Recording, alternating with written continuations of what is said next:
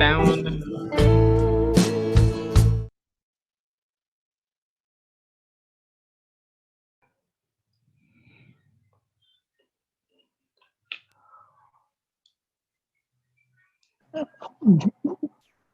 Maaf Pak. Iya, Down. Remaja Pak, kasih tugas Pak. Gak apa kan Pak ya? apa ya? Mantap sekali. Lalu aneh.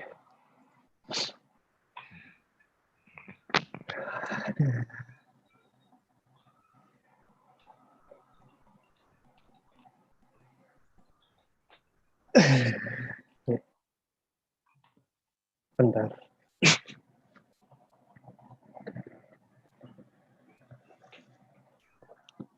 Oke. Udah siap ya? Buat kuliah. Masih mau dengerin lagu dulu? Apa? Siap, Pak. Gak santai, enggak. Boleh Pak. Santai aja. Aku sama Pak Thomas Herlambang santai kok kalau kuliah. Santai. Oke. Jadi buat minggu ini bener ya, teknik elektro yang ngajar buat minggu ini. Jadi sense data. Oke, jadi sebelum UTS itu kemarin udah diajar Pak Herlambang dari teknik elektro. Sekarang untuk materi setelah UTS itu saya yang ngajar. Jadi untuk perkenalan, oke, nama saya Rizal Afif. Itu untuk tanggal lahir education bisa dilihat sendiri.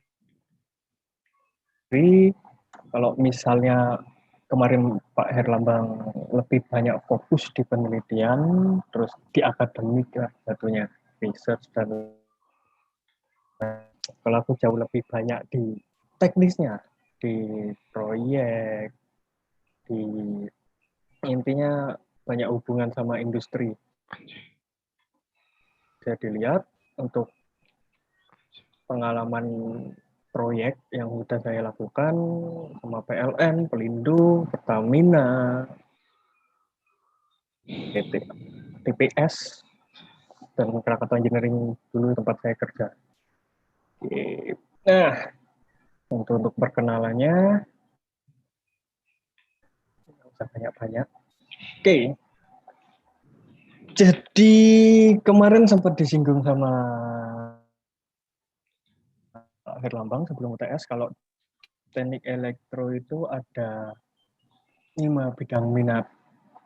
Ada teknik sistem tenaga, ada teknik komputer, ada telekomunikasi, sistem kontrol, atau teknik sistem pengaturan, sama elektronika. Nah, di sini Madai masih ingat nggak? Tiap bidang ini bahasnya secara umum bahas apa? Ada yang bisa jawab?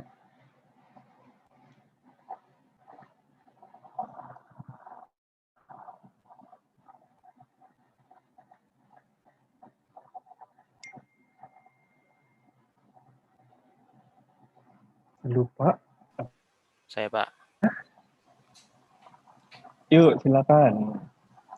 Untuk yang sistem tenaga ini ke pembangkit listrik, yang telekomunikasi untuk yang contohnya internet, punya berhubungan dengan komunikasi. Lalu yang teknik komputer berhubungan dengan ada pemrogramannya juga, hardware-nya. Lalu yang sistem pengaturan kayak pengendali autopilot dan sebagainya. Lalu yang elektronika ini untuk perangkat-perangkat apa ya? Pokoknya yang arus rendah. Alat-alat arus rendah. Ya itu aja. Oke, benar. Jadi secara umum untuk masing bidang itu pembahasannya itu jadi sistem tenaga itu sistem pembangkit, terus transmisi distribusi listrik ke konsumen atau ke rumah kalian, itu teknik sistem tenaga yang bahas. Telekomunikasi secara umum ini yang paling bersinggungan sama data, jadi big data, IoT, dan lain sebagainya, ini telekomunikasi di sini secara umum. Terus teknik komputer umum pasti pemrograman dan lain-lain. Teknik sistem pengaturan secara umum ini bahas tentang pengaturan atau kontrol suatu sistem industri atau sistem yang jauh lebih kecil, itu sistem pengaturan. Terus elektronika ini bahas tentang semikonduktor, arus rendah, arus lemah, arus lemah, arus rendah, arus kecil. Jadi itu yang dibahas di elektronika. Nah, oke. Jadi teknik sistem tenaga yang sudah saya jelaskan tadi yang berkaitan dengan pembangkit transmisi daya listrik dari suatu tempat ke tempat lain. Nah, itu ada main topik atau yang umum dibahas di pembidangan teknik sistem tenaga itu konvensi energi yang pertama, terus kedua ada sistem listrik, instrumentasi pengukuran, dan tegangan tinggi. Ini agak santai aja ya, soalnya memang mungkin ada beberapa bidang di sini yang awam untuk prodi lain yang apa ini sistem tenaga listrik, konvensi energi, instrumentasi, tegangan tinggi. Jadi pelan-pelan memahami, misalnya memang ada yang ditanyakan di sela-sela ketika saya presentasi, monggo silakan ya. Oke, jadi untuk yang pertama, konvensi energi. Apa sih konvensi energi itu? Jadi kalau misalnya teman-teman lihat dari gambar, setidaknya memberikan gambaran, ada yang tahu konvensi energi itu kayak apa sih? Dijelaskan, udah ditunjukin semua sih di slide, cuman siapa tahu teman-teman ada pendapat masalah konvensi energi gimana sih secara umum. Monggo silakan.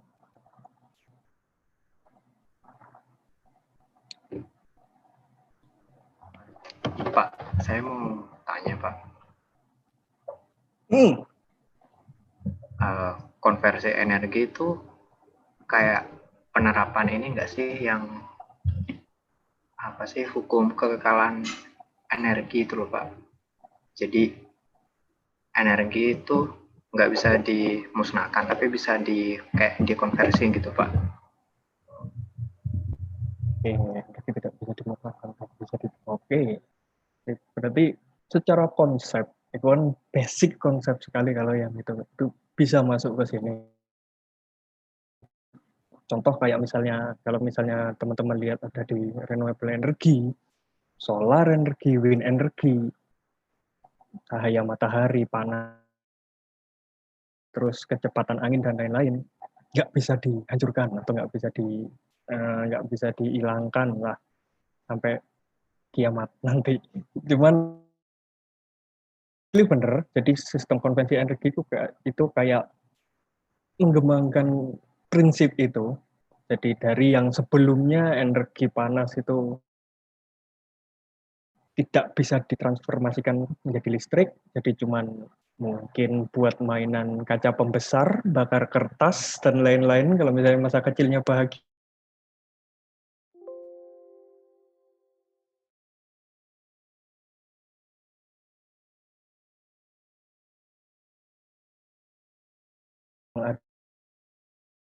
Sekitar kita itu dijadikan listrik. Nah, akhirnya makanya dari itu sejarah pengembangannya, jadi kenapa ada wind turbine, ada solar energy. Sekarang beberapa negara maju sedang mengembangkan ada sea energy, ini mungkin yang akan cukup potensial karena memang negara kepulauan ya, terus geotermal, manfaatin panas bumi itu gimana buat manasin air, jadi nggak perlu bahan bakar batu bara lagi. Nah itu prinsip-prinsip energi yang tidak bisa musnahkan, tapi pemanfaatannya bisa digunakan untuk contohnya listrik ini. Nah, jadi gitu Mas. Oke. Sip. Nah, jadi untuk ya, konvensi energi itu apa sih? Intinya konvensi energi itu merubah suatu energi, entah itu gerak, entah itu gelombang air atau panas dan thermal dan lain sebagainya, itu menjadi listrik. Aplikatifnya gimana? Nah, jadi di konsep yaitu ada mesin listrik, ini ada generator, motor AC, motor DC. Ini normal kalau misalnya teman-teman lihat sanyo di rumah kalian, salah satunya salah satu jenis motor di sini yang dipakai. Jadi aplikatif kalau untuk penggunaannya. Cuman bedanya kalau untuk sanyo listrik buat supply-nya dirubahnya ke gerak. Sistemnya udah kayak dinamo Tamiya yang kalian dulu pernah mainin. Apa tahu. Itu konverter inverter. Nah, ini juga umum sekali dipakai di konsep gambaran umumnya itu charging HP kalian itu yang dari kalian colokin dari listrik AC 220 dirubah jadi listrik DC, voltasenya sesuai kebutuhan HP kalian, ada yang 5 volt, ada yang 3 dan lain sebagainya. Itu konsep konverter dan inverter di sini. Nah, konverter sendiri kalau misalnya kalian lihat yang aplikasi biasa lihat itu AC to DC. Nah, ini itu yang satu fasa karena rumah kalian umumnya satu fasa semua. Jadi ada yang 3 fasa. Nah, ini yang biasanya terus selain AC ke DC itu ada yang DC ke AC. Nah, kalau misalnya teman-teman lihat di gambar itu PV parcel itu sumbernya DC terus diubah lagi jadi AC ketika mau masuk ke beban itu ditransformasikan lagi. Baterai yang nyimpennya DC itu dirubah ke AC. Nah, itu konsep konverter seperti itu, konverter dan inverter. Nah, kemudian renewable energy, nah ini juga termasuk konsep di pembidangan di teori atau pembidangan umum konversi energi. Jadi apapun sumber energinya, entah itu angin, matahari, arus laut, geotermal, biogas, sampah dan lain sebagainya, itu maksudnya di renewable energy. Nah, sampai di konvensi energi ini ada yang ditanyakan nggak? Coba tanya, mau tanya. Oke, apa? Untuk renewable energi itu kan itu kebanyakan dari alam ya, Pak. Kalau semisal kan pernah dengar ada energi itu yang nggak pernah habis, itu namanya energi kinetik yang berasal dari gerakan yang berhenti. Apakah itu nanti ada atau sudah ada? Oke, kurang jelas sebenarnya. Aku cuma dengar ada energi kinetik. Ya. Setelah energi kinetik itu apa? Terputus-putus soalnya suaramu. Tahu saya itu energi yang diciptakan itu berasal dari itu berputar terus, dia itu hasil energi. Apakah itu sudah ada atau gimana, Pak? New berarti. Jadi kalau misalnya ngomongin ini maksudnya infinite energy. Jadi nggak mungkin hilang ya. Buat sekarang kayaknya nggak ada. Jadi memang aku nggak tahu itu konsep kata-kata tidak ada sesuatu yang sempurna mungkin bisa diaplikasikan di sini. Contoh kayak energi matahari kita nggak bisa 100% karena memang ada siang malam, terus angin nggak bisa continue di situ karena kadang kecepatannya pun bisa berubah, kadang angin pun sepoi-sepoi bisa muter turbin, jadi juga nggak bisa continue. Terus untuk si energi kita juga bergantung ke ombak dan lain-lain, itu juga nggak selalu continue. Terus untuk geothermal ini yang mungkin agak mendekati, cuman yang nggak bisa secara kontinu juga, karena memang pemanfaatannya kan memanfaatkan heat dari misalnya salah satu kawah atau gimana, itu memanfaatkan heat-nya. Nah, ini bisa kontinu karena memang pemanfaatan energinya nggak secara langsung. Kayak wind turbine, solar, sama si itu yang secara langsung. Wind digunakan buat muter turbin, solar ini yang ditangkap sama solar cell, si energi ini ombak atau gelombang ini yang dijadikan energi kinetik dari sumber dan dirubah jadi listrik. Nah, kalau geothermal ini pemanasannya cuma dipakai buat manasin air. Jadi ya, PLTU, kalau misalnya teman-teman tahu, PLTU kan uap yang dihasilkan buat motor turbin. Cuman bahan bakarnya itu dari batu bara atau minyak. Konsepnya geothermal sama, cuman ngerubah bahan bakarnya.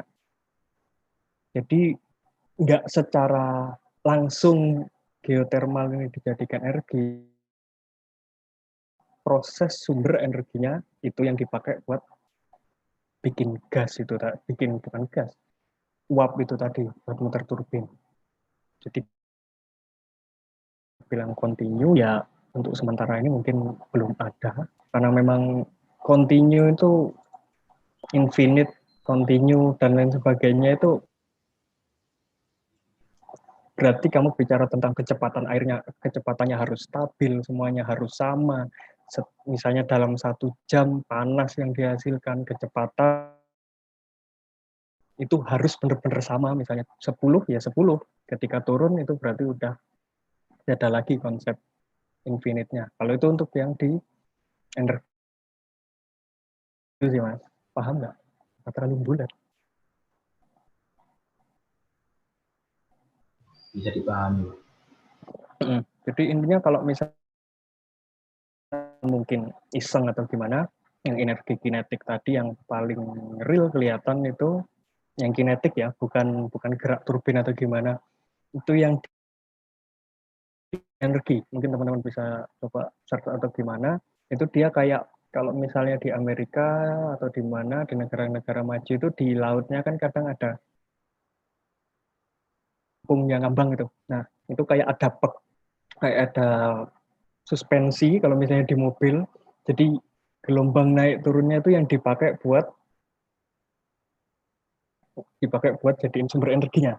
Nah, itu yang mungkin konsep kinetik yang paling real kalau untuk di renewable energy yang Mas Axel tadi. Oke, ya. Apa ada pertanyaan lain masalah konvensi energi ini? Apa lanjut dulu?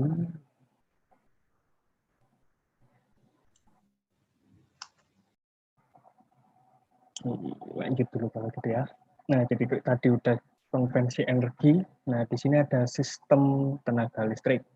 Nah, di sistem listrik itu mempelajari yang berhubungan dengan pengembangan aplikasi simulasi yang dipakai di sistem tenaga. Kalau PLN itu pakai Disk Silent software.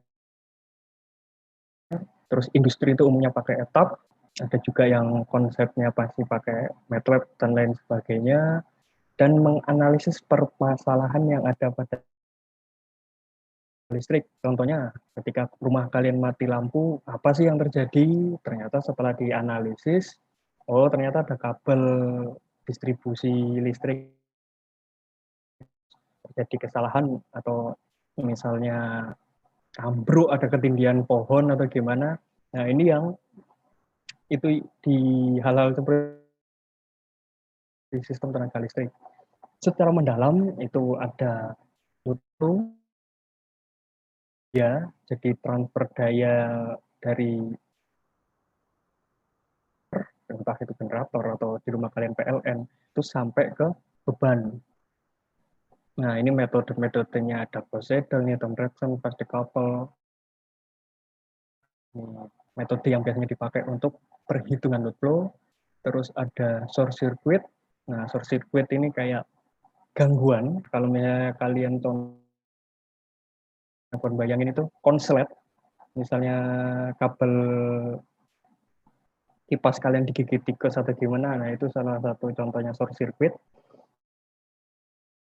Fasa, kalau misalnya 3 fasa biasanya di sistem industri atau sistem transmisi distribusi yang gede-gede skalanya, rata-rata 20 kV ke atas.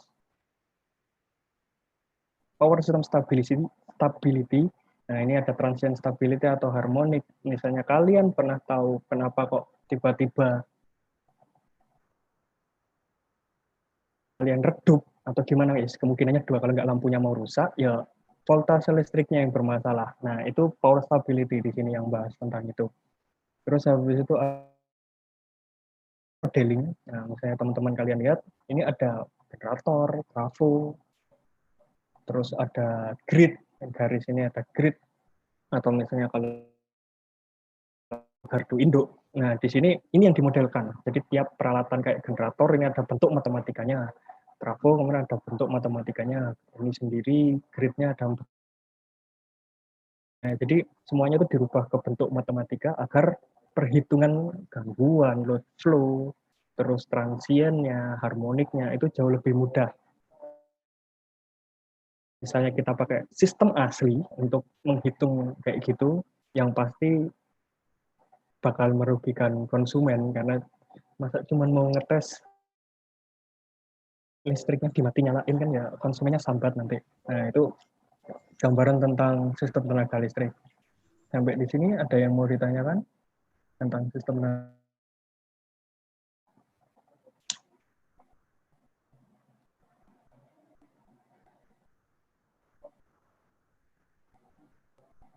Iya. Lanjut lagi, instrumentasi pengukuran. Nah, di instrumentasi pengukuran ini mempelajari tentang pengenalan prinsip kerja alat umum dipakai di sistem tenaga. Ya sebenarnya nggak cuma di sistem tenaga, teman-teman robotika, terus teman-teman nano mungkin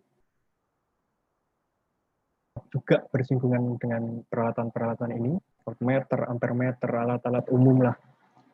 Terus identifikasi permasalahan pada peralatan tenaga listrik. Jadi misalnya kayak motor rusak, itu apa sih yang jadi masalah? Mungkin lilitannya atau gimana, itu yang dibahas di instrumentasi pengukuran. Nah, jadi secara spesifik, instrumentasi pengukuran ini bahas tentang komputasi dan identifikasi. Terus ada pemodelan juga di sini. Verifikasi gangguan komputasi menggunakan AINN. Nah, ini mainannya di instrumentasi. Pemodelan sistem ini juga dibahas di sini. Kemudian untuk pengukuran peralatan tenaga listrik, jadi ukur berapa tegangannya, ampernya, resistansinya, dan lain sebagainya. Itu instrumen juga yang fokus di situ. Kemudian monitoring kontrol. Nah, jadi equipment performance sama sensor mantau ketika sistem itu atau ketika alat itu berjalan, gimana sih kondisinya, apa ada kayak gangguan kah, ada masalah kah, voltasenya drop atau gimana, itu yang dibahas di instrumentasi pengukuran. Oke, sampai di sini ada yang ditanyakan nggak masalah instrumentasi? Saya mau tanya, Pak. Oke, silahkan. Untuk alatnya ini apakah ada standar presisi atau akurasi, standar akurasinya itu? Oke, ada. Jadi untuk beberapa peralatan alat itu udah pasti ada standarnya. Contoh kalau misalnya ampermeter itu berapa limit arus yang bisa diukur, itu pasti ada. Terus plus minus akurasi itu biasanya juga tertera di alatnya, di manualnya itu pasti tertera. Jadi plus minus 1% atau plus minus 2%. Karena memang di alat ukur sendiri, jadi di dalamnya ini kan juga ada peralatan elektronikanya, semikonduktornya atau lain sebagainya. Tiap-tiap alat itu sendiri kan pasti ada kayak error atau ada parameter-parameter yang nggak ideal. Nah, itu yang hasil pengukurannya nggak 100% akurat, at least mendekati. Makanya biasanya kalau untuk peralatan yang bagus, biasanya toleransi plus minusnya, jadi plus minus pengukuran tegangannya 220, plus minus 1%, plus minus 2%, nggak akan, pengukurannya nggak akan bleset sampai 240, soalnya udah lebih dari 1. Jadi semakin bagus, akurasinya, itu semakin baik. Itu untuk standar pengukurannya. Cek. Oke.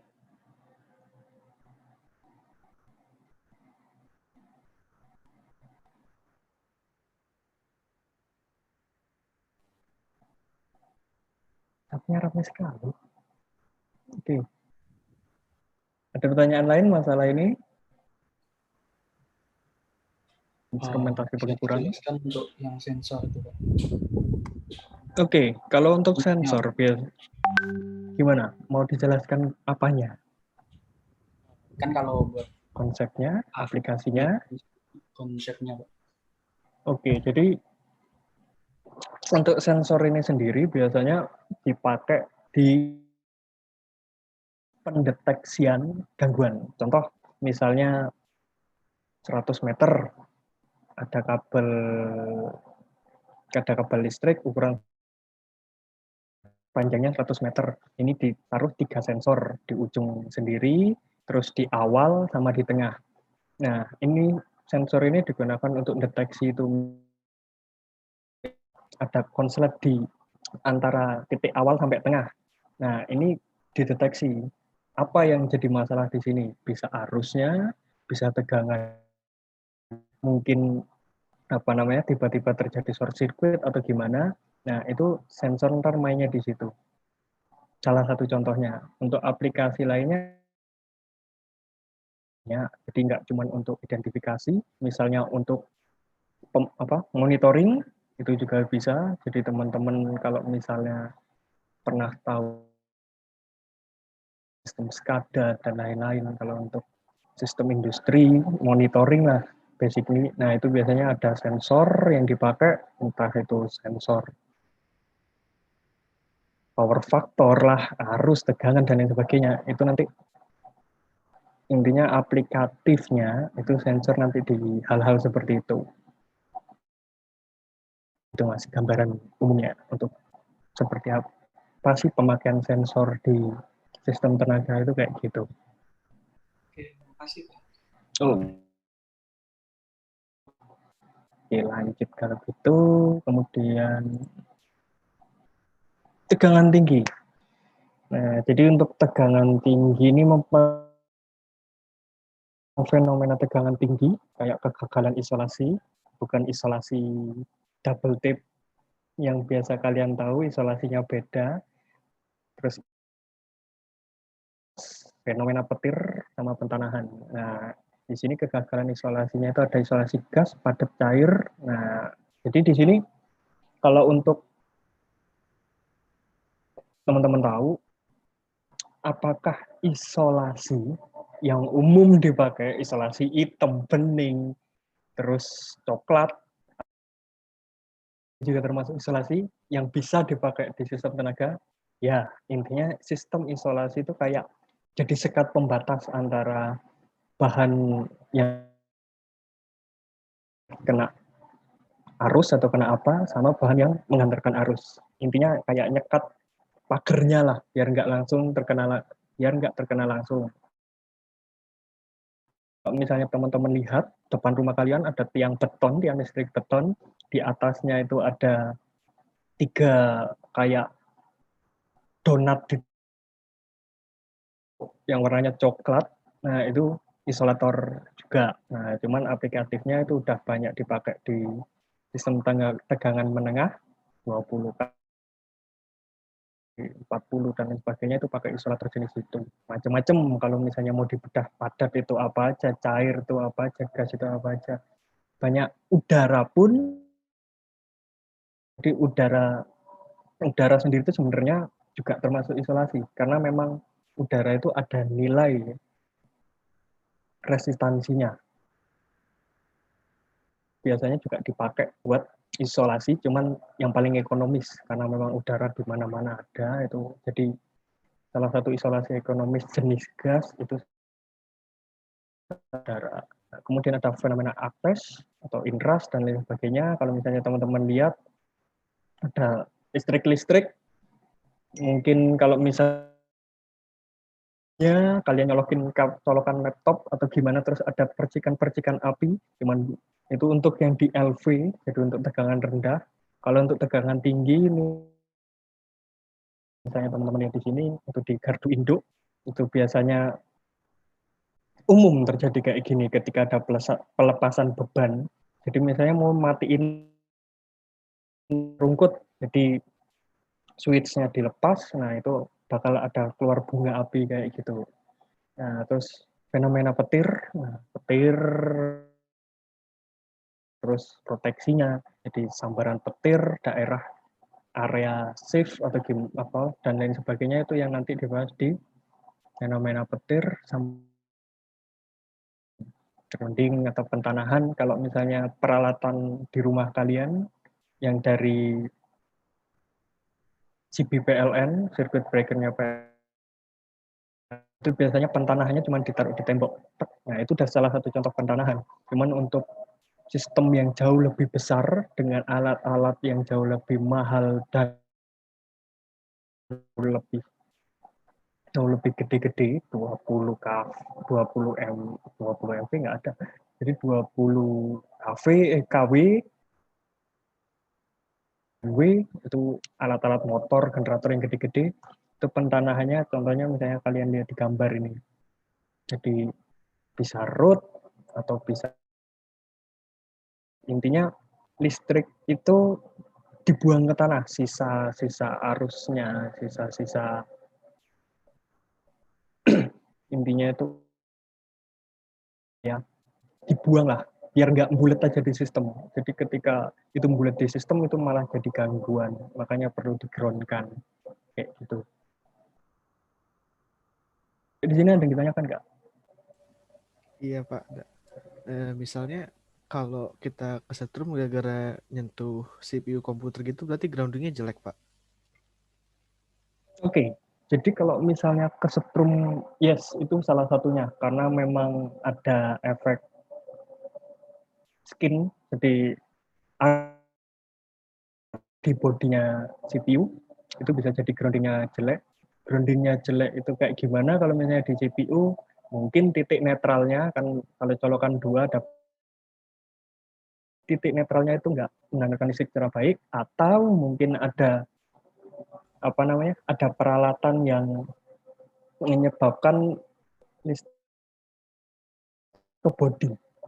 Nah itu makanya yang umum biasanya megang peralatan listrik terus kesetrum, umumnya biasanya kayak gitu, antara peralatan di dalam menjadi masalah, kalau enggak pentanahannya. Kalau misalnya untuk peralatan elektronik itu biasanya netralnya yang biasanya jadi masalah. Itu kalau misalnya untuk kayak gitu Mas. Jadi dicek, jangan ketagihan buat kesetrum. Iya. Ya, terus apa?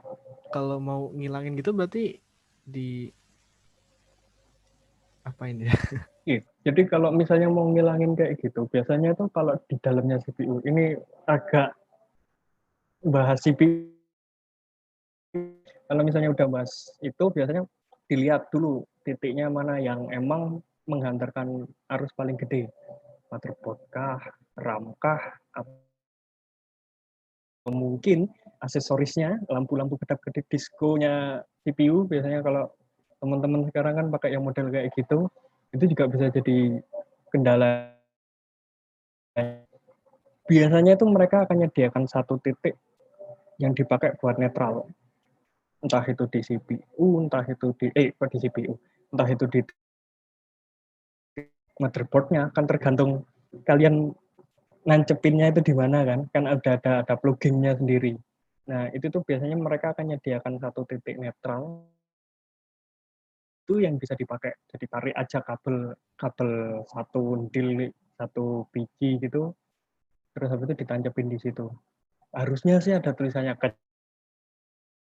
Kalau untuk yang CPU rakitan, kalau CPU rakitan biasanya nggak bakal ada, soalnya kanibal kan, prosesornya apa, ininya apa, dicampur jadi satu. Jadi kadang speknya nggak akan di dalamnya. Boxnya kan dapat kalian tinggal di tukangnya kan, nggak mungkin kalian bawa semua sampah-sampahnya. Ya, kayak gitu sih, Mas. CPU. CPU. Iya, makasih Pak. Oke, sip. Oke, lanjut. Nah, jadi tadi udah masalah sistem tenaga. Nah, sekarang bidang telekomunikasi. Nah, apa sih bidang telekomunikasi? Sempat Pak Herlambang udah bahas kemarin, jadi fokusnya pada rekayasa, ilmu yang dibutuhkan untuk mengirimkan informasi dari suatu tempat ke tempat lain, memanfaatkan magnetik dengan media kabel, serat optik, atau pakai wifi atau wireless, kayak gitu. Nah, di sini main topiknya yang biasanya dibahas ada dua, jaringan telekomunikasinya sendiri, lalu antena dan propagasi. Jadi pemancar dan receiver-nya yang nangkap itu yang dibahas di telekomunikasi. Nah, di jaringan telekomunikasi ini mempelajari tentang internet, merek kabel, protokol interface pelayanan.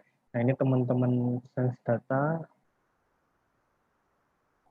Jusaidah biasanya jauh lebih jago daripada saya, karena saya sendiri basicnya dari sistem tenaga. Jadi untuk pembidakan ini tidak mendalam. Jadi jaringan internet LAN WAN, jaringan kabel radio, seluler, satelit, intinya yang tidak pakai kabel. Terus protokol dan interface, regulasi jaringan telekom, integrasi sistem, keamanan dan manajemen jaringan. Nah, itu yang dibahas di jaringan telekomunikasi. Nah, untuk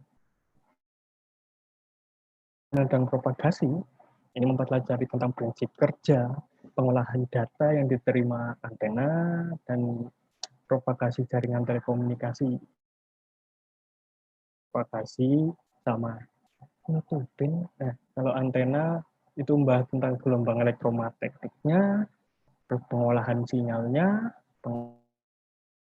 pengolahannya, itu nanti dibahas di antena. Terus untuk propagasi, ini propagasi gelombang radio, pemodelan propagasi radio, sistem radar, sistem komunikasi radio.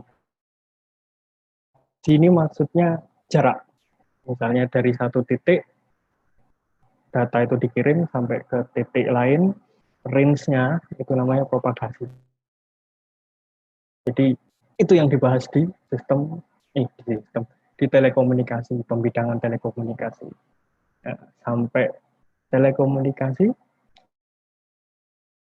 tanyakan tentang dua pembidangan ini.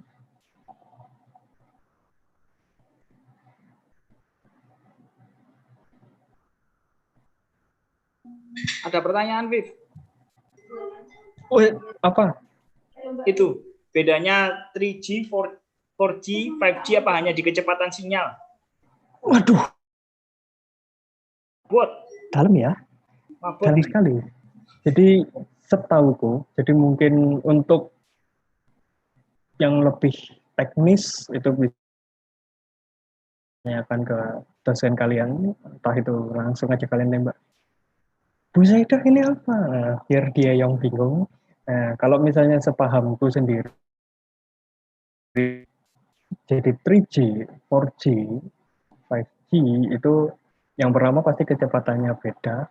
Terus selain kecepatannya, kalau melihat di aplikasinya tuh kayak kestabilan, jadi frame per second-nya, kalau misalnya kalian main game atau gimana, itu kan kadang 60 ada yang konstan 60, 59, 61.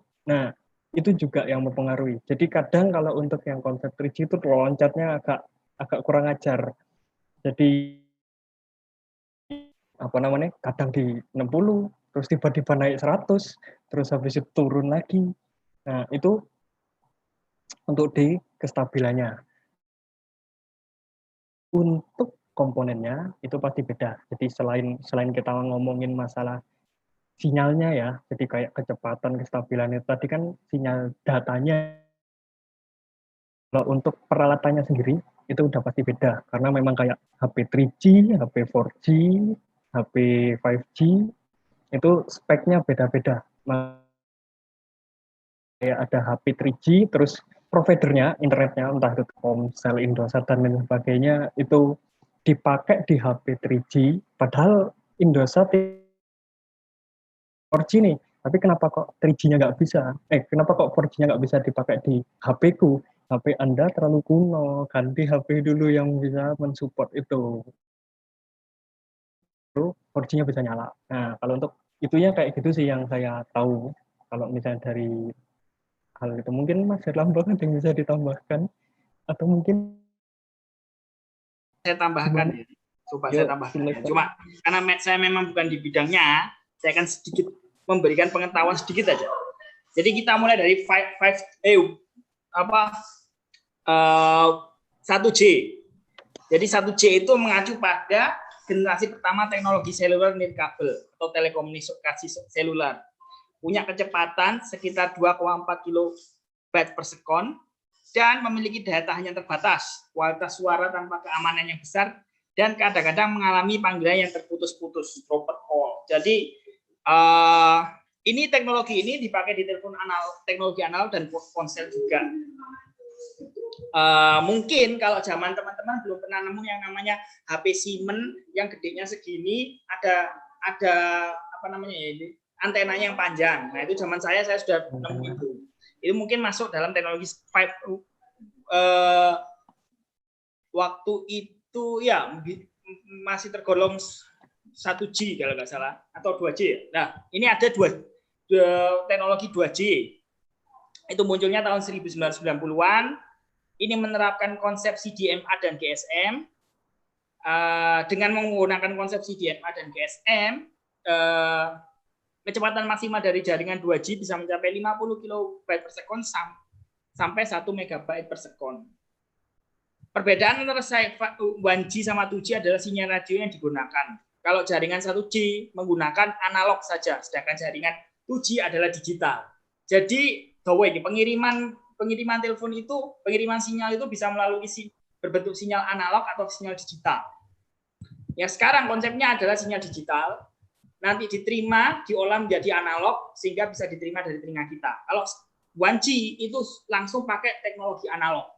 Jadi saat kita ngomong, yang kita kirim yaitu omongan kita itu benar-benar maksudnya nggak dirubah ke dalam bentuk digital. Dia tetap analog, yang terkirim itu bentuk analog, dan yang keterima itu ke kita itu juga bentuk analog. Nah, kelemahannya analog itu kalau ketemu sama noise, dia gampang terputus. Jadi makanya ada yang putus-putus sinyalnya. Kayak gitu salah satu contoh analog. Nah, kalau 2G ini sudah pakai digital. Jadi saat kita ngomong halo, ini kan halo itu sinyal analog.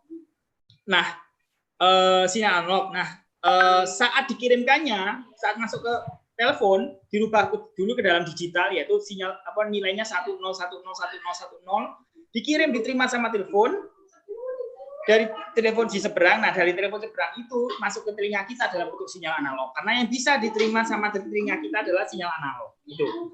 Oke, kita masuk ke yang kita sudah tahu 2G dan 1G. Di 2G juga bisa mengirimkan SMS dan pesan multimedia. Itu 1G itu nggak bisa, hanya telepon aja. Lalu ada 3G. Ini menerapkan standar itu sebagian besar teknologi nirkabel yang telah kita gunakan saat ini. Punya kecepatan maksimal sekitar mencapai 0,2 kecepatan maksimal internet 0,2 Mbps. Mulai ada yang namanya bisa akses jejaring sosial, streaming musik, video, dan sistem GPS. Provider bisa menggunakan kecepatan jaringan seluler 0,2 megabyte ini untuk internetnya. Terus bisa digunakan untuk GPS, jaring sosial, dan lain-lain. Terus ada 4G, berarti atasnya 3G. Ini sudah bisa ke TV support, pelayanan game sampai kualitas yang lebih tinggi dengan kecepatannya 100 sampai 1 gigabyte per second. Nah, 5G ini kecepatannya lebih fokus ke kecepatan. Jadi kalau kita lihat 3G, 4G sama 5G ini memang fokus kepada kecepatan. Sedangkan 1G sama 2G ini sudah, kalau 1G itu analog, 2G itu ke digital. Gitu. Kalau dari saya seperti itu. Nyambung nggak? Bisa. Jadi kalau misalnya jadi benar-benar yang dijelaskan Mas Herlambang udah ke teori dan lain sebagainya, yaitu itulah 3G. Memang para pemuda tersesat sinyal internet. Kalau beda bapak dengan sinyal internet, tahu nggak? Apa ini? Gombal itu Pak, gombal Pak. Oh iya Pak. Bapak tanya kenapa gitu, Bapak jawab kenapa gitu Pak. Saya tidak baca chat kalau gitu. Nah ini yang Yaudah. Kalau 6G ini saya belum bisa menanggapi karena belum ada ya, belum ada, masih baru ini. Cina luncurkan satelit belum kita pakai, jadi belum bisa menanggapi. Iki opo rek maksudnya lapo ini? Nah, intinya belum dipublish secara ilmiah. Enggak. Iki ya udah lanjut no. Mulai aneh ini. Mulai ricuh. Pak, mulai dong Pak. Saya Pak, telekomunikasi Pak. Iya, Mas Fadilah. Iya Pak. Iya. Ini sih Pak, kayak kenapa sih Pak kok pas kita naik pesawat sinyal HP kita tuh nggak boleh nyala Pak? Berarti pesawat yang harganya ratusan miliar kalah sama Xiaomi saya Pak. Oke. That's a really hard question. Sebetulnya gini, ini awakmu sih Viv? Kenapa Pak? Sampean dulu. Aku dulu ya. Aku tanya ke Pak. Memahami Xiaomi. Saya bukan pengguna Xiaomi dan mungkin saya nggak tahu teknologi Xiaomi. Cuma setahu saya kalau di pesawat itu kenapa seperti itu, mereka bilang adalah mengganggu navigasi, sinyal navigasi yang ada di pesawat. Ini iseng aja. Kenapa hal seperti itu penting? Kita mungkin nggak akan penting. Coba Mas Fadilah, ini saya lupa episodenya. Mas Fadilah coba lihat namanya film Black Mirror. Dia menceritakan tentang orang yang nggak nurut pada saat disuruh tidak boleh menyalakan handphone.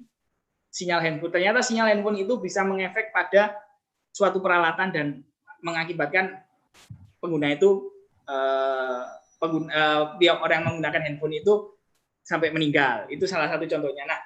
Nah di pesawat itu kemungkinan alasan mereka adalah navigasi. Mungkin sinyalnya itu mengganggu sinyal navigasi yang ada di pesawat. Ditakutkan karena di pesawat itu kan kita juga nggak bisa melihat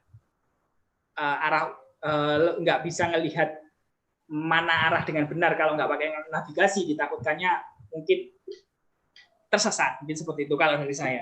Karena saya nggak tahu teknologinya Xiaomi itu gimana. Saya bukan pengguna Xiaomi, saya pengguna Nokia 3110. 3110. 1100 yang masih bisa main Snake. Nah, jadi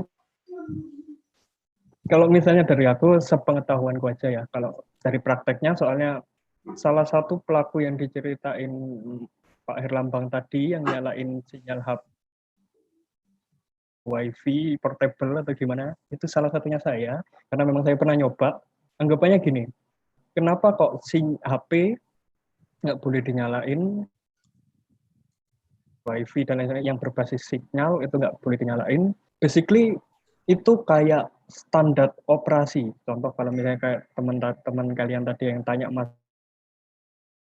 peralatan dan lain sebagainya, itu kayak standar keamanan di penerbangan.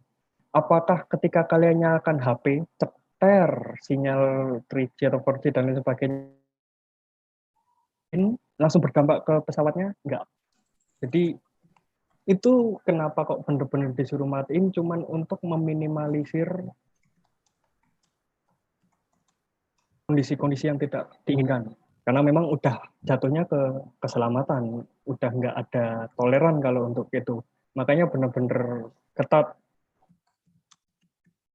Apakah itu langsung berdampak langsung? Jadi ketika kalian nyalain, terus tiba-tiba pesawatnya oleng, atau kehilangan arah, atau gimana, itu nggak akan berdampak langsung.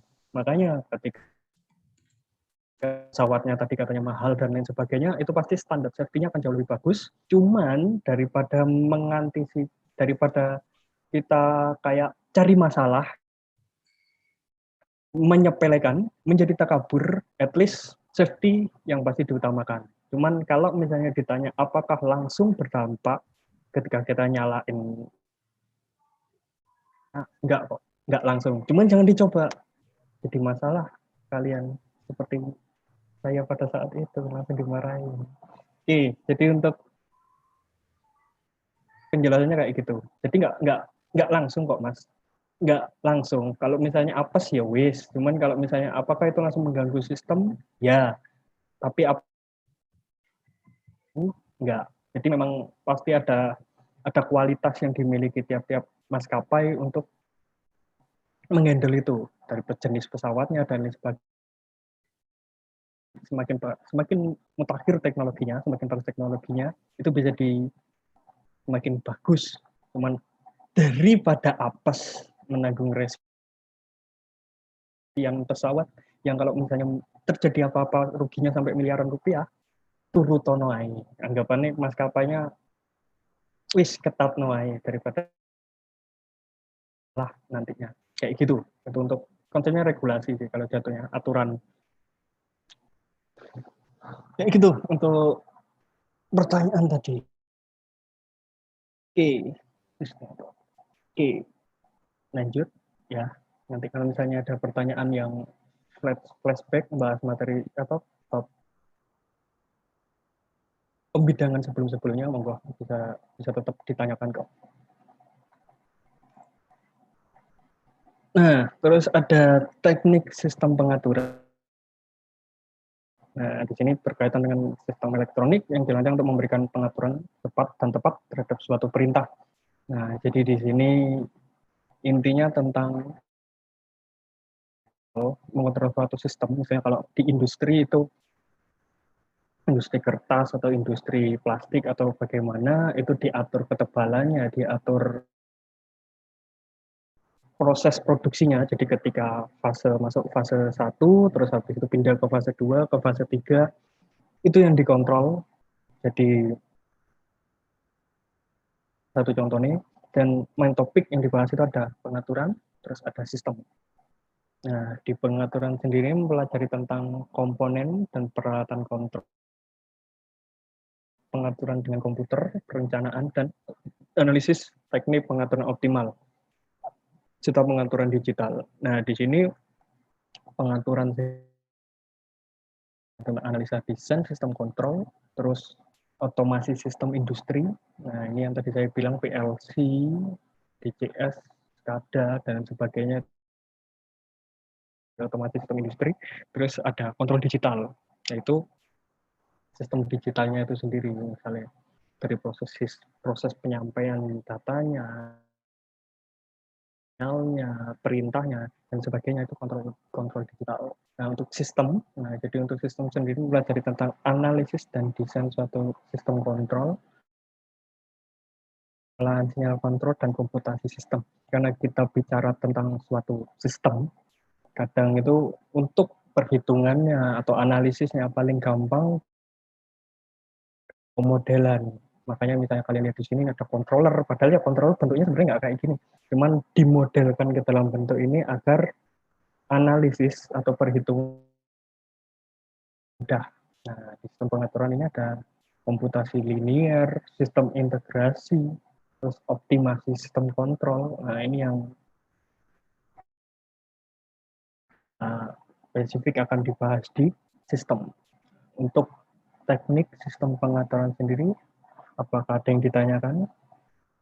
Soalnya Pak Herlambang ini masternya sistem.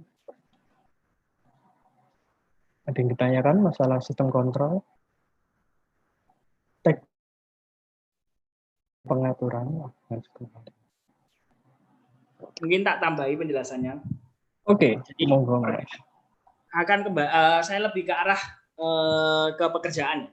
Jadi orang-orang sistem itu biasanya bisa bekerja di beberapa tempat, seperti contohnya air traffic control. Pernah tahu air traffic control?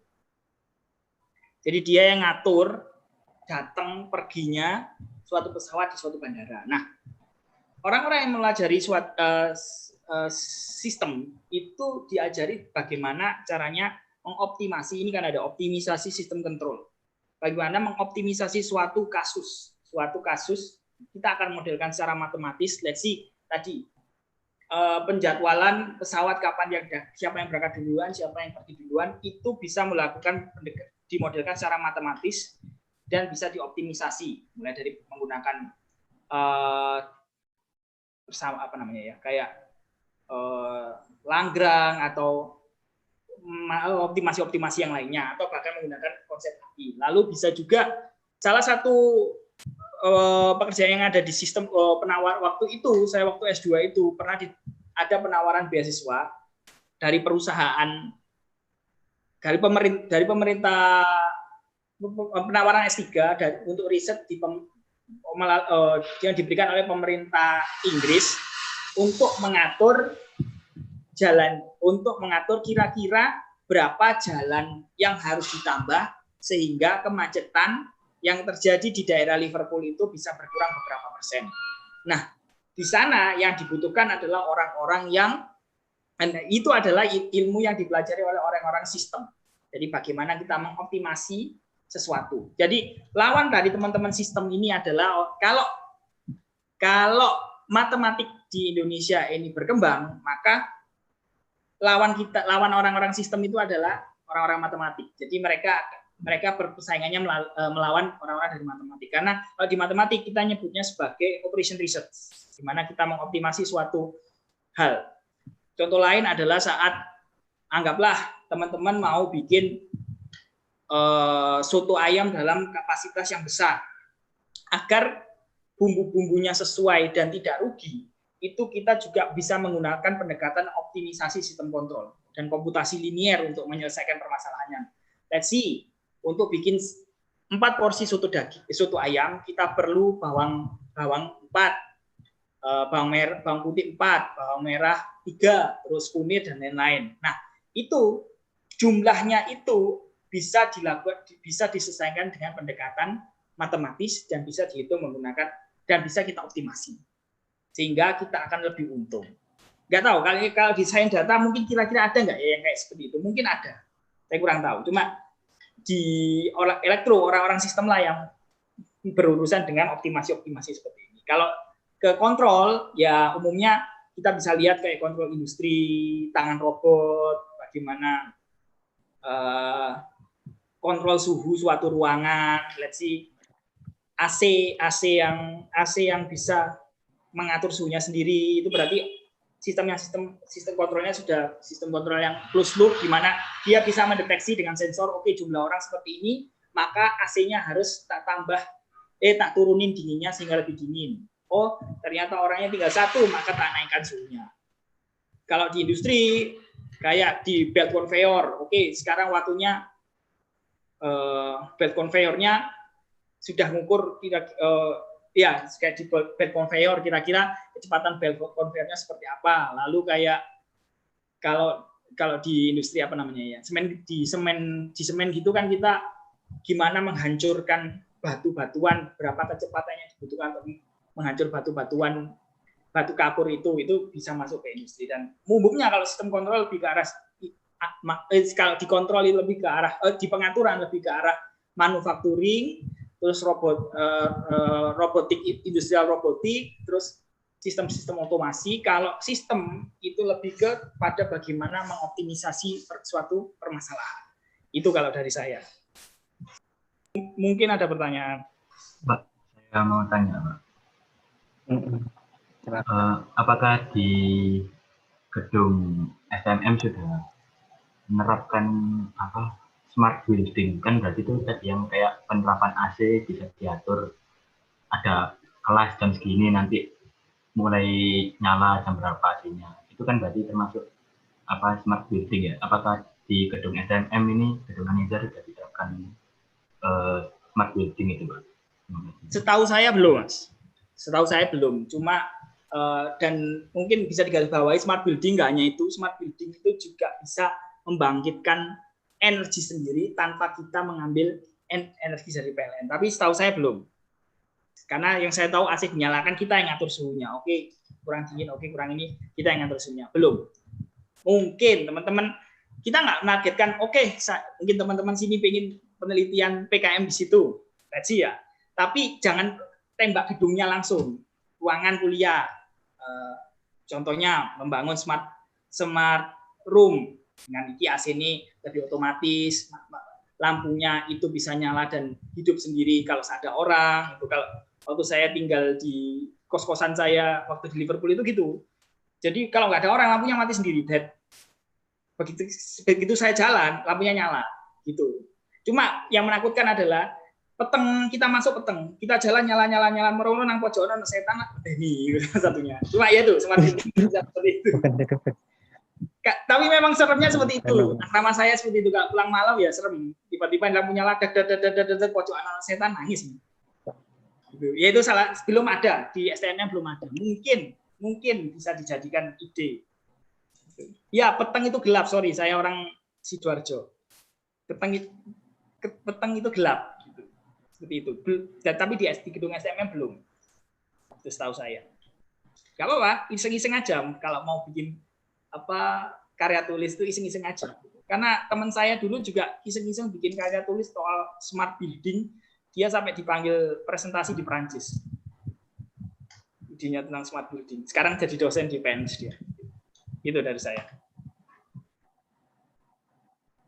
Oke, jadi untuk penjelasan dari Mas, kalau yang memang jadi STMM ini karena konsep smart building sendiri itu emang harus jatuhnya pilihannya kalau misalnya di tempat saya dulu jadi konsep konstruksi kontraktor. Jadi kalau untuk konsep smart building sendiri nggak bisa kontraktornya jalan sendiri karena memang masih belum banyak suatu konstruktor yang memang include masalah itu. Kadang biasanya kayak ini masalah AC tadi yang bisa ngatur suhu sendiri, biasanya milihnya langsung AC-nya yang bisa kayak gitu. Jadi masih belum, jadi bukan konsepnya smart room atau smart building, tapi masih smart equipment. Jadi masih dari equipment-nya sendiri yang masih smart. Apakah smart? Belum. Karena misalnya building-nya udah smart, berarti bangunan itu sendiri harus terintegrasi atau sistemnya itu harus terintegrasi dengan peralatannya. Itu bedanya kalau misalnya baru equipment-nya saja, kayak AC kalau nggak salah itu 2014, 2015 Toshiba. Ya Toshiba kayak itu udah ada teknologi itu, cuman apakah itu termasuk smart building atau smart room masih belum, karena memang baru alatnya. Kayak smartphone, ya itu masih equipment-nya. Apakah orang yang pakai smartphone akan jadi smart people? Belum tentu. Jadi beda kayak gitu sih kalau untuk contohnya. Oke, itu dari teknik sistem pengaturan. Oke, nah untuk teknik komputer, nah ini yang prodi paling pembidangan yang paling umum, kadang ada jadiin prodi juga atau fakultas kalau di ITS. Teknik informatika sama sistem informasi itu sebenarnya teknik komputer ini. Jadi itu teknik komputer itu apa? Jadi pokoknya perancangan suatu sistem perangkat keras atau perangkat lunak, software, sama program-programnya dan multimedia. Nah, di sini ada topik yang dibahas itu ada komputer itu sendiri, jadi perangkat lunak, perangkat software kerasnya, sama multimedia. Nah, di komputer sendiri, itu secara umum mempelajari tentang perangkat lunak, perangkat keras yang digunakan pada motherboard dan lain sebagainya. Yang tadi tanya CPU pasti paham masalah ini tadi. Jadi software, hardware-nya, sistem logik, penggunaan logika dalam rancang bangun komputer, terus mekanisme komputer dalam data proses, sama pembuatan program. Nah, ini biasanya yang dibahas komputer. Nah, untuk multimedia, nah ini teman-teman sudah tahu, udah pasti umum metode cloud computing dan lain sebagainya. Nanti kalian juga akan pasti. Jadi secara umum belajar tentang komputasi data, big data, dan penyajiannya. Nah, di multimedia ini membahas komputasi grid, komputasi awan, business intelligence, paralel, big data, permasalahan citra video. Itu hal-hal yang dibahas di multimedia. Nah, jadi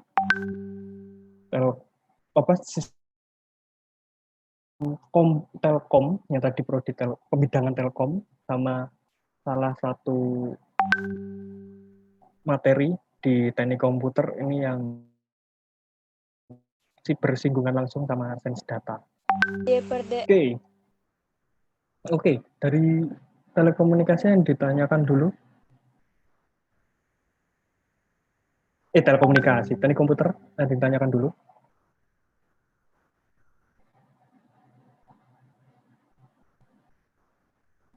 Oke. Udah, kita lanjut dulu. Nah, terus yang terakhir kan ya? Lupa. Oh iya benar. Nah, yang terakhir ada elektronika. Elektronika itu data yang berhubungan dengan material, komponen elektronika. Kalau misalnya kalian lihat di CPU, di dalamnya itu ada kapasitor, terus IC dan lain sebagainya. Itu elektronika yang bahas ini. Terus ada elektronika industri sama biomedik. Nah, biomedik ini pecahannya elektronika. Nah, di elektronika industri ini secara umum dasar-dasar elektronika, komponennya, peralatan elektronika yang digunakan pada sistem industri. Nah, di sini kayak itu yang sempat saya singgung,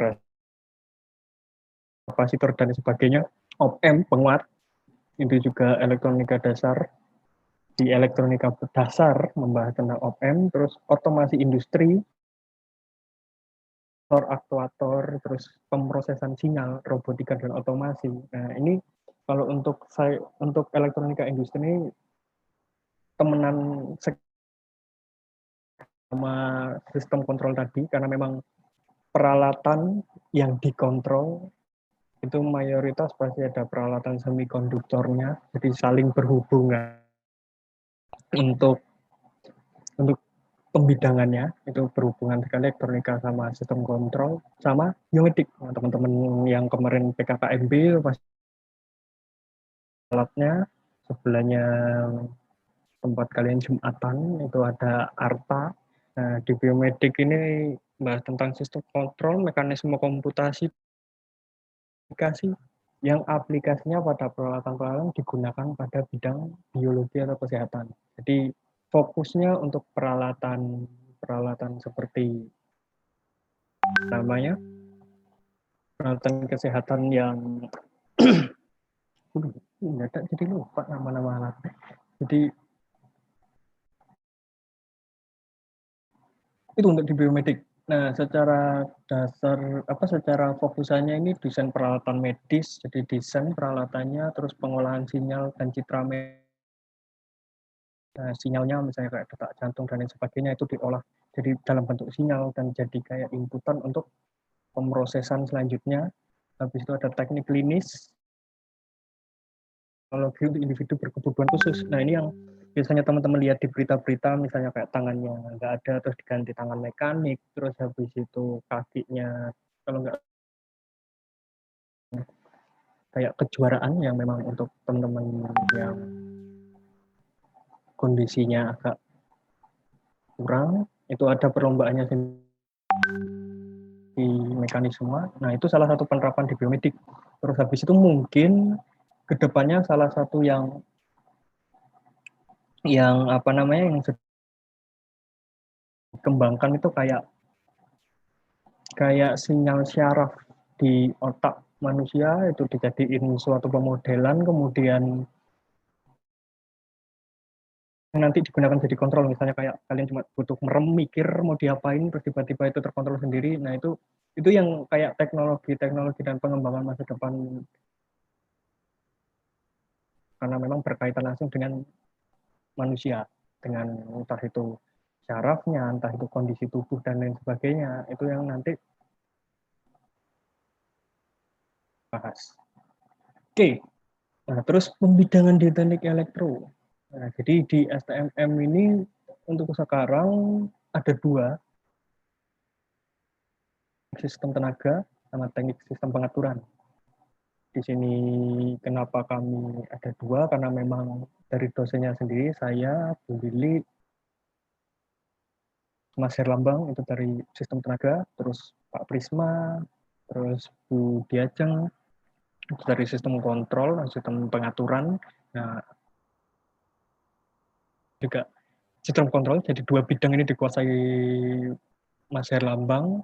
Nah, terus kenapa kok nggak Telkom, kenapa kok nggak yang lain, karena memang beberapa pembidangan yang lain yang sudah sebutkan tadi udah disinggung oleh beberapa prodi, misalnya kayak sains data itu udah kental banget masalah komunikasi sama multimedia, terus robotika udah kental banget sama elektronika, teknik komputer dan lain sebagainya. Jadi kami di sini prodi-prodi lain, makanya ada istilah multidisiplin di sini. Misalnya kalau sains data diterapin di sistem tenaga, bisa. Sains data diterapin di sistem kontrol, pasti udah ada, dan itu udah pasti bisa. Jadi intinya saling berkolaborasi, dan insya Allah menemukan suatu teknologi baru, karena memang bidang teknik ini sendiri adalah terapan, beda kayak sains, matematika, biologi, dan lain sebagainya. Ngomongin teknik ini sesuatu yang diterapkan, entah itu jadi alat, entah itu jadi suatu metode baru, dan lain sebagainya. Jadi kami harapkan kalau misalnya ada kayak ide-ide aneh, menggelitik, dan lain sebagainya, dan itu mungkin dilakukan, nggak ada salahnya. Misalnya entah itu nanti endingnya judul TA atau gimana, pengen TA dengan teknik industri, dengan elektro, dengan robotika, dan lain sebagainya, itu mungkin kok. Jadi nggak ada salahnya. Intinya kreasi nggak kayak dulu. Jadi kalau misalnya zamanku dulu pas S1 ya wis sistem tenaga ya sistem tenaga. Misalnya mau bersinggungan dengan hal lain agak susah. Fasilitas dan sebagainya masih belum mendukung. Jadi manfaatkan kesempatan itu selama berkuliah di sini. Oke, itu sekian materi saya. Ada yang mau ditanyakan? Dari mulai sistem tenaga tadi sampai elektronika dan lain sebagainya, monggo silahkan ditanyakan. Ada yang mau ditambahkan, Mas Her, masalah ini? Atau ada yang mau ditambahkan tentang materi ini? Enggak, sepertinya wis. Ini ada yang tanya. Ali. Monggo, Mas. Silakan bertanya. Ya Pak, saya ingin tanya tentang itu Pak, Mars Rover. Jadi Mars Rover itu loh Pak, yang kendaraan di Mars itu loh. Oh iya. Itu sistem apa kan pakainya RC, remote control, sementara dihubungkan dengan satelit Mars Odyssey yang mengorbit sekitar Marsnya. Nah itu apakah prosesnya kan di Mars Rovernya sendiri nggak ada pemancar antenanya yang besar gitu Pak, yang jangkauannya jauh, apa dari satelitnya itu dia yang memancarkan sinyal ke Mars Rovernya atau timbul bolak-balik gitu Pak, yang Mars Rovernya meskipun kecil tapi dia bisa memancarkan jauh gitu Pak. Oke, ya Pak Viv. Monggo Mas Her. Sudah kontrol seperti itu, saya tidak jago. Ini sebetulnya yang pertanyaan lebih ke arah sinyal ya, sinyal pengiriman gimana menggerakkannya ya. Jadi saya benar-benar enggak terlalu ekspertis dibilang telekomunikasi, cuma simpelnya kayak gini. Pakai simpelnya aja ya. Jadi let's see, kita mau menggerakkan robot mesin itu karena ada sinyal, nggak tahu bentuk sinyal pemancarnya seperti apa. Nah, anggaplah kita akan menggerakkan ke arah maju, kita klik maju. Nah, maju ini entah dalam bentuk suara atau dalam bentuk remote. Kalau remote kan remote-nya remote analog, maka gerakannya adalah analog. Maka gerakan analog tadi dibuat berbentuk sinyal. Nah, sinyalnya tadi kita rubah menjadi sinyal digital dulu. Jadi sinyalnya anggaplah sinyalnya bentuk sinusoidal gini ya. Lalu kita sampling. Tak tak tak tak tak, tak tergantung jumlah samplingnya berapa. Nanti yang terkirim kotak-kotak 0101 itu dikirim seret, diterima oleh si motor, si mobil kendaraan tadi diterima dalam bentuk digital, dirubah lagi menjadi pakai alat namanya digital to analog converter. Dirubah dari sinyal analog. Oh, ternyata perintahnya adalah untuk menggerakkan motor. Maju, maka motor itu bergerak maju. Itu konsepnya bagaimana remote control itu bekerja dari kok bisa jarak jauh, kok bisa mengendalikan, itu konsepnya seperti itu. Yang ditanyakan begitu Mas ya, bukan? Iya Pak, sama ini Pak. Kan misalnya apa? Dari si alatnya ini bisa ngirim data seperti foto atau gimana gitu Pak. Itu bagaimana kalau bisa ngirimnya sejauh itu gitu Pak, dengan jarak yang sangat jauh tapi bisa ngirim hasil yang bagus gitu. Nah, itu tadi di kendaraannya juga ada alat pemancar sinyalnya. Kenapa bisa bagus? Itulah teknologi digital. Digital itu kenapa kita ubah sinyalnya ke sinyal digital? Karena sinyal digital itu jangkauannya panjang, tidak mudah terkena noise. Coba nanti lihat di Google, sinyal digital tidak mudah terkena noise. Itu salah satunya alasannya. Umumnya sekarang yang dipakai sinyal digital segala pengiriman. Maka dari itu bisa SMS, bisa ngirim gambar, bisa video telekonferensi seperti ini, itu pakai sinyal digital. Kalau sinyal analog sepertinya susah. Nah, yang saya omongkan ini sekarang analog, tapi ditangkap sama komputer, tapi terus masuk ke komputer, diolah menjadi sinyal digital. Nanti dikirimkan ke teman-teman, seperti itu konsepnya. Dan makanya kenapa pakai sinyal digital. Nah, kenapa bisa sekuat itu? Karena sinyal digital, cuma saya nggak tahu alatnya apa yang bisa membuat dia bisa memancarkan sinyal sekuat itu. Tapi yang saya yakini yang dikirimkan adalah dalam bentuk digital. Karena kuat dan robustnya sinyal itu. Gitu. Itu kalau dari saya. Mungkin. Jadi nambahkan sedikit, kalau misalnya contohnya tadi dari gambar kok bisa bagus dan lain sebagainya, dari kameranya sendiri itu pasti speknya menentukan. Terus yang kedua, ketika gambar itu dikirim, itu gambar itu dirubah ke, benar kata Mas Heru tadi, dalam sistem digital. Jadi, kalau misalnya kalian zoom suatu gambar sampai yang benar-benar sampai keluar kotak-kotaknya, basically satu kotak itu kayak matrix. Jadi satu gambar sebenarnya matrix. Matrixnya dalam bentuk apa? Kalau misalnya kalian main kalian warna di Word atau di mana, itu kan ada RGB dan lain sebagainya. Ada 10 titik, 11 dan lain sebagainya. Nah, itu yang salah satu contoh gambar dirubah ke sistem digital, jadi dibentuk matrix sampai di receiver atau penerima. Nah, itu nanti bentuknya dalam bentuk gambar. Jadi pengolahannya bukan bener-bener gambar. Nyoh iki gambar di fotoku, enggak. Jadi diolah dulu di sistem itu, dijadikan bentuk digital, kemudian diterima sama receiver-nya itu. Jadi contohnya kalau untuk gambar, makanya kalau misalnya kalian lihat di Google ada gambar 200 kali sekian, terus habis itu ada yang 1134 kali pixel dan lain sebagainya, itu sebenarnya di dalamnya itu sebenarnya udah matrix. Matrixnya bentuk apa? Ya bentuk warna. Nah, untuk detailnya itu nanti ada untuk lebih membahas tentang teori dan lain sebagainya, itu ntar ada ilmuannya sendiri yang membahas tentang itu. Jadi kayak Oke, apakah ada pertanyaan Baik, lain Pak. atau Terima mungkin? kasih, Pak. Oke, sip. Yuk. Bapak, Ya, absennya yang di aula emang nggak bisa ya, Pak? Absennya cukup di Google Form aja.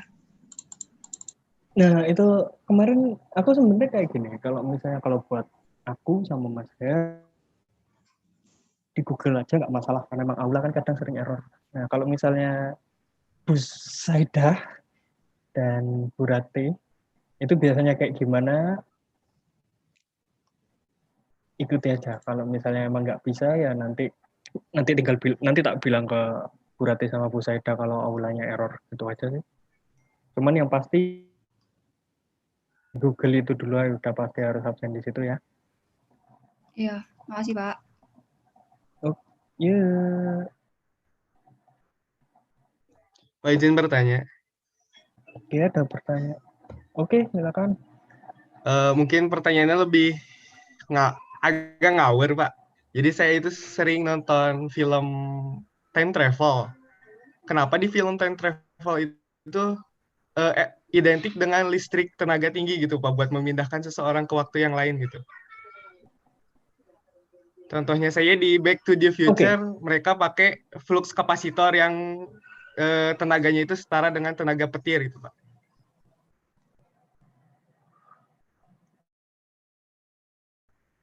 Oke, ini fiksi ilmiah. Mas Her mau jawab apa aku dulu? Saya ikut Pak Afif saja. Sudah. Jadi basically gini, kalau misalnya masalah time travel itu sendiri, itu udah pernah diteliti. Apakah kita bisa kembali ke masa lalu? Enggak. Secara ilmiah itu nggak bisa dibuktikan. Tapi apakah kita bisa ke masa depan? Bisa. Contohnya kalau misalnya aplikasi simpelnya itu kalau misalnya kalian di gunung, itu pasti ada perbedaan waktu dari faktor gravitasi.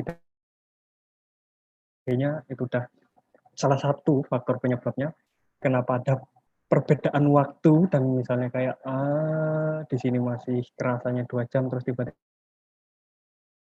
4 jam dan lain sebagainya. Itu salah satu contohnya ke masa depan. Cuman apakah ke masa lalu bisa? Secara ilmiah enggak. Tuh. Nah, identik dengan tegangan tinggi listrik yang nyetrum atau gimana? Karena ini nggak tahu ya, karena memang secara realnya masih belum ada kayak gitu. Cuman kenapa kok identiknya kayak gitu? Karena memang ini gak teori gak soalnya ini bukan apa ya, basically ini bukan ilmu teoritis sih, bukan ilmiah, jadi masih belum bisa dibuktikan karena memang anggapannya dimensi itu kalau konsepnya time travel itu kan dimensional, jadi kita masuk ke suatu dimensi yang output-nya dimensi itu entah itu ke masa lalu, entah itu ke masa depan. Nah, jadi gimana cara membolongin?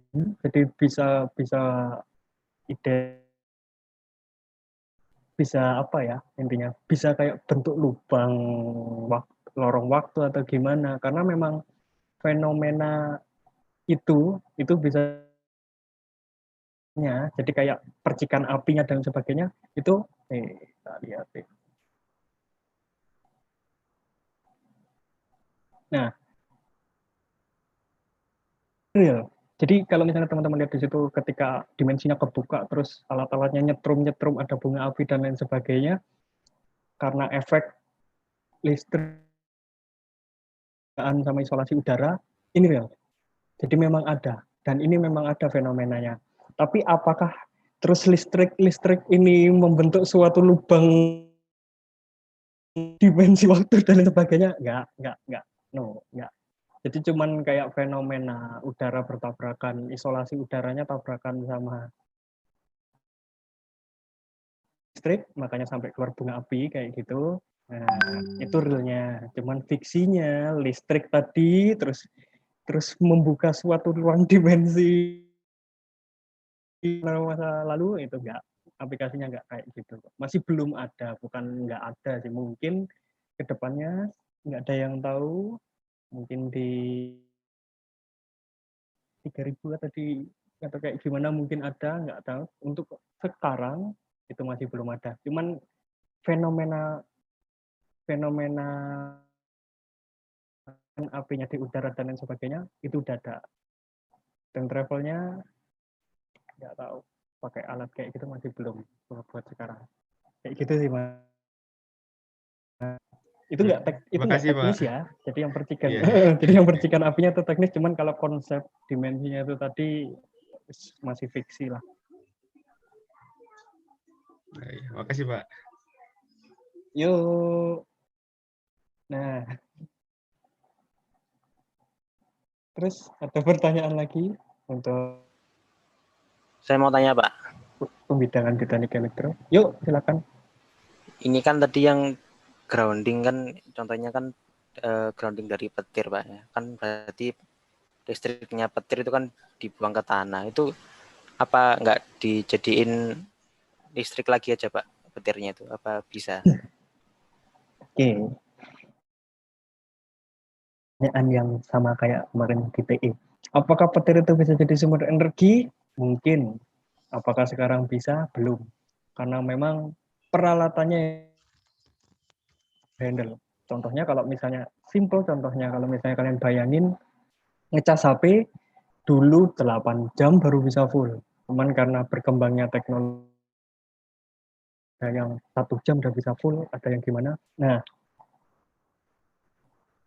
bentuknya petir, jadi bentuk energinya petir itu sesaat kalau kalau misalnya digambarkan dengan bentuk sinus, ini cuman petir sekali nyamber naik, terus habis itu turun. Jadi nggak continue. Break kalian yang 220 ini continue. Nah, dia itu cuma sesaat bentar, terus habis itu hilang. Nah, apakah peralatan sekarang bisa menghandle itu? Jadi sekali jet langsung bisa disimpan dengan energi sebesar itu, masih belum bisa untuk sekarang teknologinya. Cuman apakah kedepannya ya mungkin, karena memang contoh di HP aja dulu yang ngecasnya lama, sekarang bisa jauh lebih cepat, berarti peralatannya udah mendukung. Ini di low voltage, jadi basically itu masih di tegangan rendah. Cuman apakah ini bisa diterapkan untuk tegangan tinggi? Contohnya di petir, mungkin. Cuman peralatannya dan sebagainya harus mendukung, entah itu dari material, dari peralatannya itu sendiri, biar sekali samber nggak leleh, atau dari charge baterainya, atau media penyimpanannya itu harus bisa menyimpan sekian watt dengan kapasitas sambaran itu sendiri. Jadi peralatan yang belum dukung, Mas. Teman, apakah itu konsepnya, apakah itu mungkin, masih mungkin aja, karena memang di low voltage bisa, apakah di tegangan tinggi, nah, kalau peralatannya dukung, kayak gitu. Oke. Paham, Mas? Apa kurang nyambung? Iya, Pak. Oke. Blood listrik.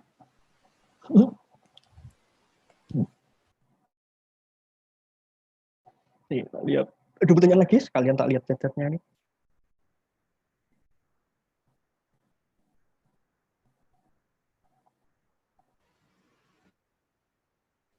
Apa ini?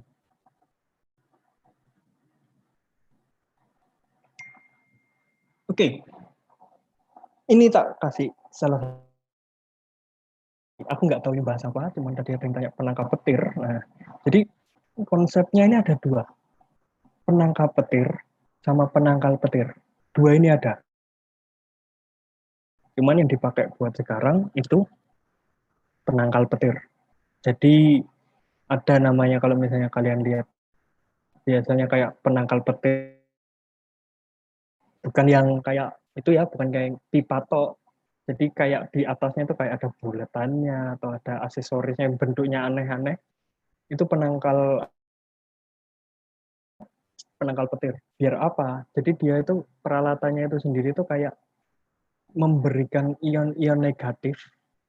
Jadi nyambernya nggak di tempat lain. Wis fokus di situ. Kalau untuk yang penangkap,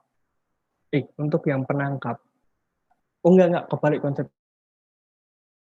Untuk yang penangkap petir itu konsepnya pakai radioaktif, itu udah nggak boleh karena memang konsep radioaktif nggak bisa disebarin di udara kan, bakal jadi radiasi dan lain sebagainya. Dulu ada peralatannya, cuman karena memang dari safety lingkungan dan lain sebagainya itu udah nggak diperbolehkan. Teman-teman misalnya ngeset apa dulu peralatannya, cuman karena pakai radioaktif itu yang jadi tidak diperbolehkan. Kalau untuk yang itu yang untuk untuk penangkal. Kalau untuk yang penangkap itu yang biasanya dipakai di industri-industri gede dengan peralatan-peralatan yang mahal dan lain sebagainya. Itu kayak alatnya itu kayak ngasih ion, nyamber di sini aja, jangan di tempat lain. Makanya konsep menangkap itu kayak gitu. Jadi mending peralatan ininya yang disamber daripada gedung atau lainnya yang kalau misalnya itu disamber resikonya jauh lebih besar, mungkin ada motor yang mahal, data center mungkin di situ yang memang nggak boleh sampai kesamber petir. Misalnya kalau misalnya kalian lihat wifi rumah aja ketika ada samber petir mati, nah, hal-hal kayak gitu tuh yang diminimalisir. Makanya ditangkap pakai yang peralatan itu tadi. Secara itu kayak gitu. Jadi dia tuh kayak ngasih ion negatif. Kalian kalau misalnya pelajari di proses terjadinya petir itu ion positif, negatif, tabrakan, makanya ada sambaran. Nah kayak gitu konsep equipment-nya dari penangkap petir itu kayak gitu. Sama. Jadi buatan lah yang biasanya harusnya fenomena alami karena memang udara dan lain sebagainya itu kayak dipaksa biar nyamber ini udah nyamber di titik ini di titik lain dan itu udah dipakai di beberapa bahkan industri-industri dengan peralatan-peralatan yang emang mahal itu udah pakai itu biar peralatannya nggak kesamber, jadi mending itu yang disamber karena memang groundingnya itu dipisah. Jadi grounding ini sebenarnya kan satu nih, ada penangkal petir, proteksi petir, grounding ini udah jadi satu. Jadi kalau kalian bayangkan di sini misalnya ada penangkal petir, nah ini masuk ke ini, nah terus dibuang, nah itu udah jadi satu set. Dan biasanya itu kepisah dari groundingnya peralatan kayak trafo, motor dan lain sebagainya itu dipisah. Makanya nggak ada namanya back flash over istilahnya kalau di sistem tenaga ada black flash over itu ketika dia karena memang resistansinya tanah itu nggak bisa ngehandle petir itu tadi itu balik lagi ke sistem jadi dia balik lagi dan akhirnya dampaknya ke peralatan kayak gitu.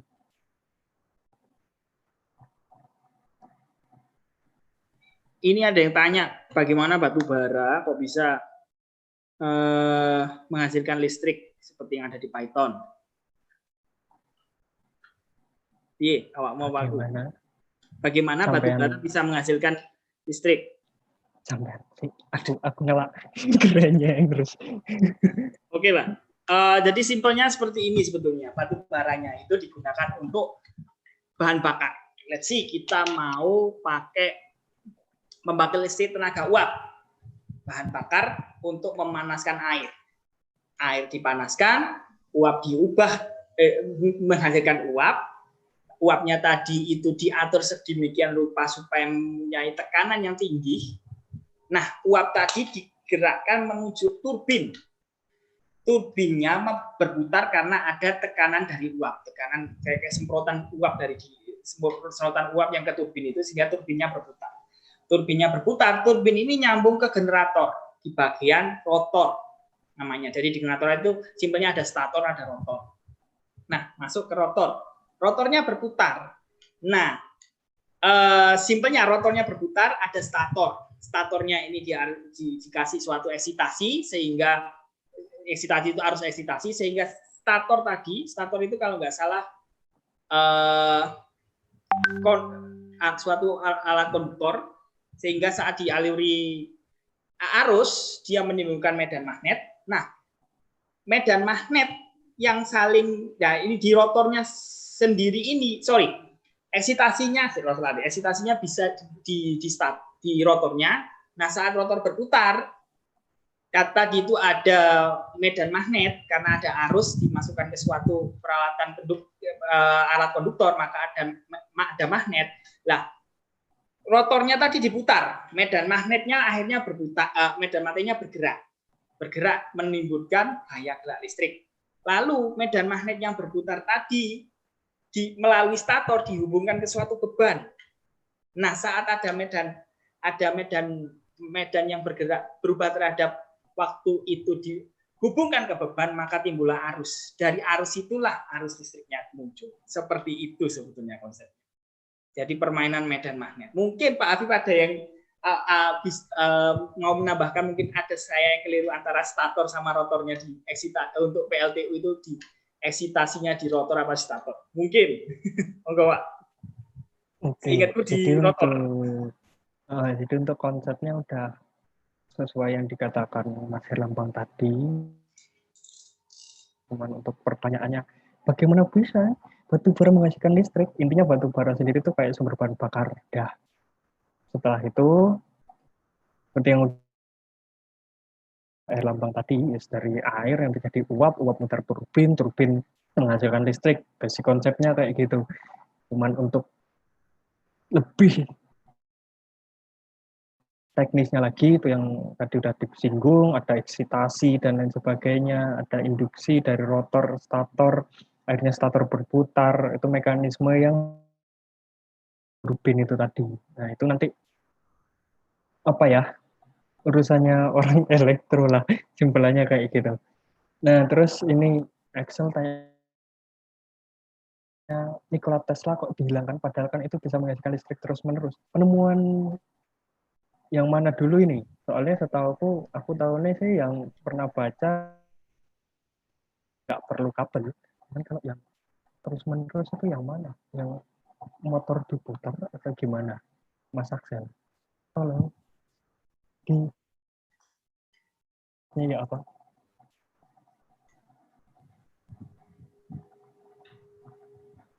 Yang generator. Oh, pembangkit generatornya ya.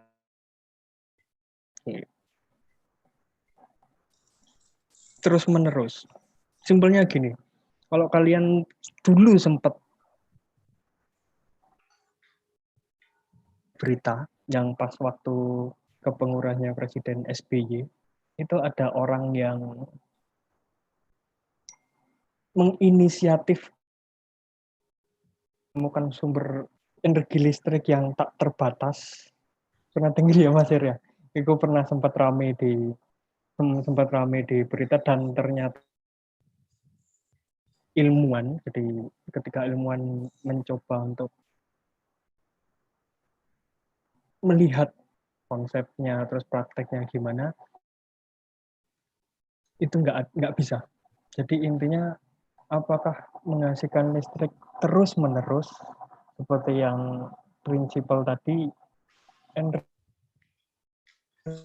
itu infinite, susah, bisa dibilang nggak mungkin karena memang hukum kekekalan energi dan lain sebagainya, ada banyak faktor yang menyebabkan itu yang untuk konsep dari sumber energinya, apakah bisa menghasilkan listrik terus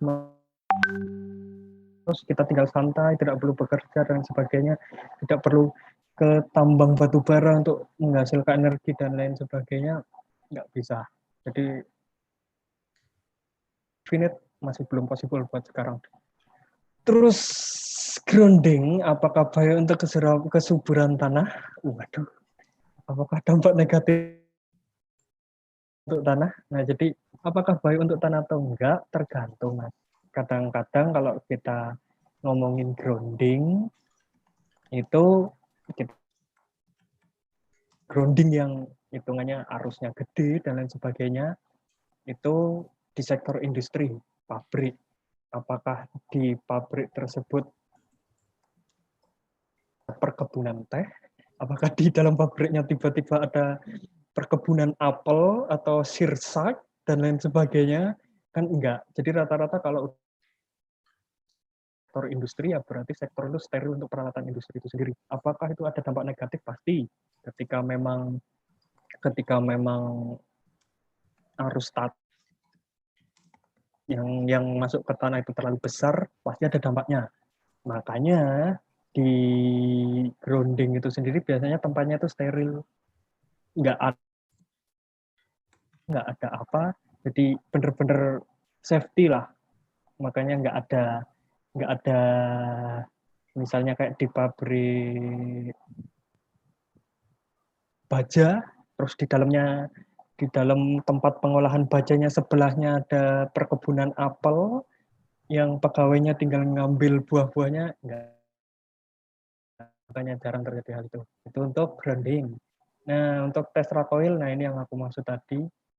Tesla coil apakah bisa dijadikan distribusi listrik? Bisa, pada saat itu. Kan kenapa nggak bisa? Basically balik lagi ke safety. Karena anggapannya gini, kalau misalnya teman-teman suruh milih tinggal di daerah biasa, di yang 20 kV, atau kalian tinggal di daerah yang ada tiang sutetnya, kalian jauh lebih Mas Muhammad Sihabudin ini lebih milih tinggal di mana? Di yang residensial biasa atau yang di sebelah rumahnya ada tiang sutet? Mungkin aku nggak tahu, nggak dinyalain kayaknya. Nah, kalau misalnya dibikin logis, yang tinggal di daerah sutet aja sering sambat, sering ngeluh untuk masalah safety. Nah, gimana kalau misalnya Tesla coil ini dipakai buat distribusi listrik? Itu, Mas. Jadi masalah safety jatuhnya. Cuman apa distribusi listrik masih waktunya udah habis. Oh iya, ya udah dijawab cepat aja. Nanti kalau misalnya ada pertanyaan yang belum kejawab, sudah lebih dari bisa ditanyakan di forum diskusi. Lebih 5 menit. Bahkan nggak keroso. Ya sudah, intinya kalau untuk Tesla coil susah masalah safety, transportasi apakah kalau kalau teleportasi apakah mungkin dilakukan? Buat sekarang nggak bisa karena manusia masih belum bisa diubah jadi bentuk partikel. Terus habis itu yang BA, oh ya wis, udah gitu. Jadi intinya beberapa pertanyaan aneh dan menggelitik, tak jawab singkat kayak gitu, bisa dirubah enggak orang masih belum bisa dipecah. Jadi percikan data kayak yang di game atau di film itu masih belum bisa. Oke. Jadi sekian untuk materi hari ini. Terima kasih buat teman-teman antusiasnya, teman-teman saya antusiasnya dan pertanyaan-pertanyaannya. Terima kasih sekali. Kalau gitu saya akhiri untuk sesi kuliah ini. Wassalamualaikum warahmatullahi wabarakatuh. Waalaikumsalam. Waalaikumsalam. Terima kasih, Pak. Waalaikumsalam. Yuk.